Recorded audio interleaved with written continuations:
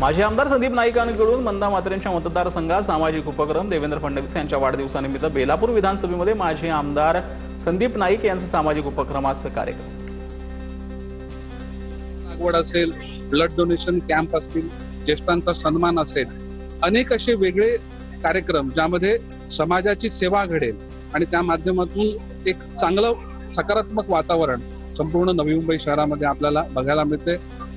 महाराष्ट्र अजून बळकट करण्याकरता या शुभेच्छा त्यांच्यापर्यंत पोहोचतील असा आमचा सर्व कार्यकर्त्यांचा विश्वास आहे। आंदोलनामध्ये आदित्य ठाकरे यांनी भगवी टोपी घातलेली क्षणात बाजूला सारली। शिंदेच्या शिवसेनेचे अमेय घोले यांच्याकडून व्हिडिओ ट्विट करत थेट आदित्य ठाकरेंवर निशाणा। उपमुख्यमंत्री सुनेत्रा पवार यांनी बारामतीतील जनसेवा सप्ताहातील रक्तदान शिबिराला भेट दिली। लोकनेते अजितदादा पवार यांच्या जयंतीनिमित्त रक्तदान शिबिराचं आयोजन।